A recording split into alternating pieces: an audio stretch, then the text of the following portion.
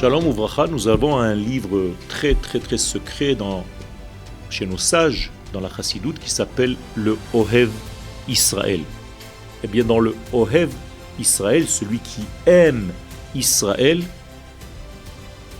il est écrit que la Emouna, que la notion de Emouna, je ne veux pas traduire cette notion par la foi parce que c'est quelque chose de beaucoup plus profond, c'est beaucoup plus au niveau de la réalité des choses. Les Amen, c'est certifié. Et donc, dit le Rav que la Emouna, c'est équivalent à la terre d'Israël. Malheureusement, je lis maintenant dans ces mots à lui, Ichnisu chimutz la Kedusha.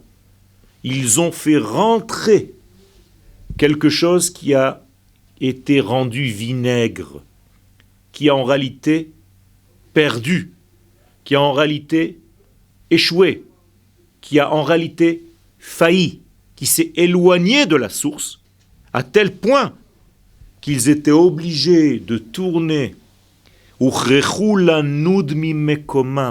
quitter ce lieu de Kodesh pour commencer à tourner pour aller dans les exils, dans les différents exils. Parce qu'on a tellement perdu de branches qu'on est obligé, entre guillemets, d'aller récupérer toutes ces étincelles.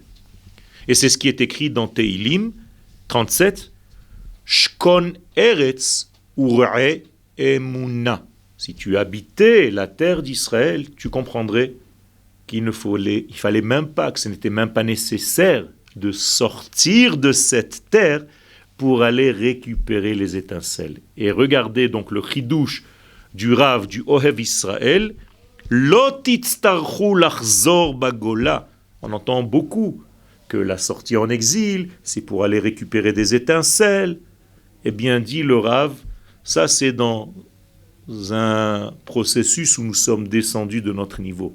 Mais si nous étions à notre niveau réel, eh bien, on n'aurait même pas dû sortir de la terre d'Israël pour récupérer ces étincelles, achar shenit pazru, après le réparpillement, qui met elehem itkaptsu elaych, parce qu'ils seraient revenus, tous ces étincelles seraient revenues sur la terre d'Israël, toutes seules.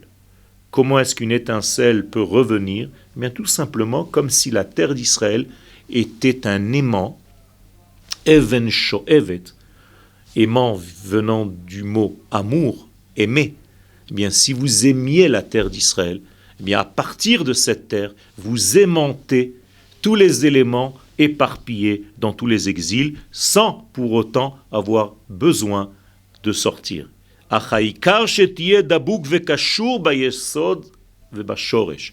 L'essentiel pour arriver à faire cela, c'est de rester lié à l'essentiel et à la source.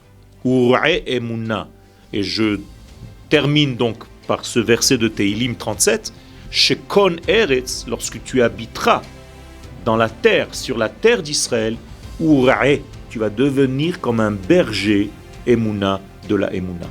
C'est-à-dire tu vas faire paître le divin sur terre. Extraordinaire.